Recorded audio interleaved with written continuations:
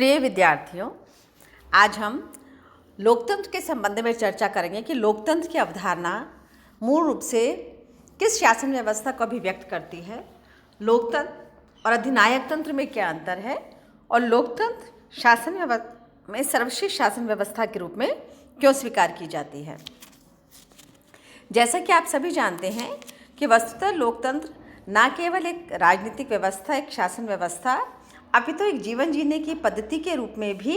लोकतांत्रिक व्यवस्था को अपनाया जाता है। यद्यपि सेकेंड वर्ल्ड वॉर के समय तक अधिनायकवादी शासन व्यवस्थाओं के बोलबाले के कारण पूरी वैश्विक व्यवस्था में लोकतांत्रिक मूल्यों के प्रति उतनी आस्था नहीं थी, लेकिन शनि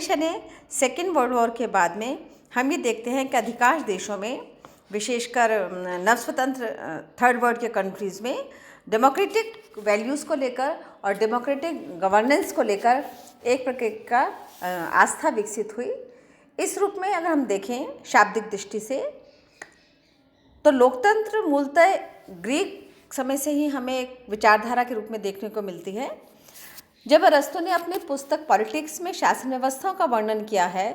तो उन्होंने स्पष्ट रूप से बताया है कि प्रत्येक शासन व्यवस्था का स्वस्थ और अच्छा रूप भी होता है, विशुद्ध रूप भी होता है, और वही शासन व्यवस्था जब विकृत हो जाती है तो या उसमें कुछ बुराइयां आ जाती हैं तो उसका विकृत रूप भी हो जाता है। तो वस्तुतः डेमोक्रेटिक संरचना का और लोकतंत्र का सबसे पहले जो वर्णन हमें देखने को मिलता है वो अरस्तु की पॉलिटिक्स में देखने को मिलता है। हम इसे और स्पष्ट करते हैं तो शाब्दिक दृष्टि से देखें तो लोकतंत्र का जो अंग्रेजी शब्द प्रयोग में लिया जाता है वो लिया जाता है डेमोक्रेसी, DEMOCRACY। और ये जो शब्द लिया गया है डेमोक्रेसी, ये ग्रीक शब्द के अनुसार डेमोस प्लस क्रेटिया से लिया गया है। डेमोस और क्रेटिया दो शब्दों को मिलाकर इस शब्द की उत्पत्ति हुई है, जिसे हम डेमोक्रेसी के नाम से जानते हैं। डेमोस DEMOS और क्रेटिया KRATIA। वस्तुतः ये इस बात को स्पष्ट करता है कि शासन की शक्ति से क्या आशय है। इस रूप में लोकतंत्र उस शासन व्यवस्था को कहते हैं जिसमें जनता प्रत्यक्ष या अप्रत्यक्ष रूप से शासन व्यवस्था में और शासन प्रक्रिया में भागीदारी करती है। एक लंबे समय तक जब लोकतांत्रिक व्यवस्था की हम चर्चा करते हैं तो लोकतंत्र को अब्राहम लिंकन ने, जो अमेरिकन प्रेसिडेंट थे, ये माना था कि लोकतंत्र शासन का वह रूप है जिसमें जनता का जनता के द्वारा और जनता के लिए ही शासन हो। कहने का तात्पर्य ये कि जब जनता की प्रत्यक्ष रूप से भागीदारी, अप्रत्यक्ष रूप से भागीदारी शासन प्रक्रिया में, शासन संरचना में सहभागिता के रूप में होती है, तब उसे हम लोकतंत्र मान सकते हैं। इस अर्थ में लोकतंत्र से क्या आशय हुआ कि ऐसी व्यवस्था, ऐसी शासन तंत्र, ऐसी शासन प्रणाली जिसमें जनता का प्रतिनिधित्व हो, जनता का ही उत्तरदायित्व हो और जनता के ही हितों की प्रधानता हो। अर्थात public is more important than any other structural value और एनी अदर स्ट्रक्चर फ्रेमवर्क। इस अर्थ में हम देखें तो लोकतंत्र को एक व्यवस्थित व्यवस्था के रूप में हम ब्रिटेन के राजतांत्रिक व्यवस्था से लोकतांत्रिक व्यवस्था में रूपांतरित होने की प्रक्रिया में देख सकते हैं। कहने का तात्पर्य ये कि सामाजिक व्यवस्था और राजनीतिक व्यवस्था के रूप में लोकतंत्र बहुत अधिक सफल अपनाई जाने वाली व्यवस्था के रूप में मानी जाती है। यहाँ पर मैं ब्राइस की भी डेफिनेशन मैंने यहाँ लिखी है, जिसे स्पष्ट करना चाहूँगी। ब्राइस के अनुसार democracy is a form of government in which the ruling power of the state is invested not in a particular class or classes but in the members of the community as a whole। अर्थात किसी भी वर्ग विशेष में राज्य सत्ता का या संप्रभुता का निवास नहीं होता, वो निवास एक समुदाय के रूप में सब लोगों के बीच में होता है। क्योंकि वो सब लोगों के बीच में होता है तो सब लोग ही महत्वपूर्ण माने जाते हैं। सीले ने भी इसे और स्पष्ट करते हुए बताया है कि democracy is a government in which everyone has a share. मतलब ये एक ऐसी शासन व्यवस्था है जिसमें सबकी भागीदारी है, सबका कोई ना कोई रोल होता है, कोई ना कोई भूमिका होती है। इस रूप में मैं पुनः स्पष्ट करूं, लोकतंत्र जनता का प्रतिनिधित्व करने वाली ऐसी शासन व्यवस्था है जिसमें सरकार जनता के प्रति उत्तरदायी रहती है और उसका प्राथमिक और अंतिम लक्ष्य जनता के ही हितों की रक्षा करना होता है। हम आगे चलते हैं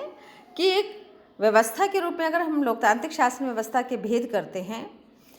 इसके बेसिक प्रिंसिपल्स हम पहले डिस्कस करते हैं। बेसिक प्रिंसिपल्स का मतलब कि ऐसी कौन सी वैल्यूज़ हैं जिनको लोकतांत्रिक व्यवस्था स्पष्ट करती है। सबसे पहले एक सकारात्मक दृष्टि से हम देखते हैं तो हर्षा ने भी इसे स्पष्ट किया है और बहुत सारे अन्य विचारकों ने भी इस पर स्पष्ट किया है कि वस्तुतः राजनीतिक व्यवस्था में चाहे एक शासन व्यवस्था है, वहीं सामाजिक व्यवस्था के रूप में ये किसी भी प्रकार के भेदभाव से ऊपर उठकर, वो भेदभाव किसी भी आधार पर हो सकता है, जाति के भेद पर, लिंग, संपत्ति, धर्म, रंग, शिक्षा, किसी के भी आधार पर यदि भेदभाव किया जाता है तो लोकतांत्रिक व्यवस्था उस व्यवस्था का विरोध करती है और मूलतः सामाजिक लोकतंत्र में विश्वास करती है। सामाजिक लोकतंत्र का मतलब जिसमें सबको समान रूप से बिना किसी भेदभाव के स्वतंत्रता प्राप्त है और बिना किसी भेदभाव के उसको समानता का अधिकार प्राप्त है। इस अर्थ में हम देखा जाए तो लोकतांत्रिक सामाजिक व्यवस्था का परिलक्षण करती है राजनीतिक समूह के साथ में, राजनीतिक संरचना के साथ के मिलकर। और जहाँ तक आर्थिक लोकतंत्र का पक्ष है, इसका मतलब है प्रत्यक्ष या अप्रत्यक्ष रूप से सभी सक्षम व्यक्तियों को रोजगार, लाभ और आय के अवसर उपलब्ध कराए जाने की प्रतिबद्धता इस व्यवस्था में होती है। अर्थात आर्थिक समानता पर यहाँ पर विशेष रूप से बल दिया जाता है और आर्थिक समानता से आशय है कि प्रत्येक व्यक्ति को ऐसे अवसर और ऐसी सुविधाएं मिले जिससे कि वो अपना पूर्ण रूप से विकास कर पाए। उसको कम से कम मिनिमम जितनी भी सुविधाएं होती हैं वो उसको मिलनी चाहिए। इस अर्थ में जीवन के प्रति दृष्टिकोण को भी स्पष्ट करती है कि जब हम एक व्यक्ति को सिर्फ व्यक्ति नहीं मान के एक मानव के रूप में महत्वपूर्ण मानते हैं और उसके जितने भी सामाजिक, आर्थिक, राजनीतिक हित के पक्ष होते हैं उनका संरक्षण करते हैं और सबके विकास के साथ ही चलने में विश्वास रखते हैं, तो वो व्यवस्था लोकतांत्रिक व्यवस्था को स्पष्ट करती है। यहाँ दो चीज़ें और हमें स्पष्ट होनी चाहिए कि राजनीतिक व्यवस्था के रूप में तो लोकतंत्र है ही, लेकिन ये राज्य की भी व्यवस्था है, शासन की भी व्यवस्था है और समाज की भी व्यवस्था है। कहने का आशय ये, मान लीजिए राज्य व्यवस्था तो लोकतांत्रिक है, आपने संविधान लोकतांत्रिक बना दिया, लेकिन जो सरकार बनती है वो लोकतांत्रिक नहीं है, लोकतांत्रिक तरीके से चुनी हुई नहीं है, या लोकतांत्रिक मूल्यों में उसका विश्वास नहीं है, या लोकतांत्रिक तरीके से वो शासन नहीं करती है, तब हम उसे उस समाज को, उस व्यवस्था को लोकतांत्रिक नहीं मानेंगे। मान लीजिए राज्य भी लोकतांत्रिक है, आपका जो कॉन्स्टिट्यूशन है वो भी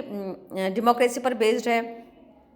सरकार भी लोकतंत्र पे विश्वास करती है, लेकिन समाज ऐसा है जो परिवर्तनशील नहीं है, लोकतांत्रिक मूल्यों में विश्वास नहीं करता, तो क्या होगा, समाज को एक निश्चित अवधि के अंदर परिवर्तित नहीं किया जा सकता। इसलिए वास्तविक लोकतंत्र का निवास उसी अवस्था में माना जाता है जब राज्य, सरकार और समाज तीनों में हम लोकतांत्रिक मूल्यों का निवास देखते हैं, उनका निर्वाह देखते हैं। वस्तुतः ये मानववादी दृष्टिकोण है जो ये स्पष्ट करता है कि प्रत्येक व्यक्ति एक मानव के रूप में महत्वपूर्ण है, प्रत्येक व्यक्ति की स्वतंत्रता और समानता महत्वपूर्ण है, प्रत्येक व्यक्ति के इन अधिकारों का संरक्षण करने के लिए लोगों द्वारा ही सरकार चुनी जाएगी। लोगों द्वारा चुनी हुई सरकार का प्राथमिक और अंतिम लक्ष्य लोगों के प्रति कमिटमेंट रहेगा, प्रतिबद्धता रहेगी, और जब लोगों के प्रति इस प्रकार की प्रतिबद्धता होगी तो वही वास्तविक लोकतंत्र के रूप में स्वीकार किया जाएगा। हम इसमें ये भी देखते हैं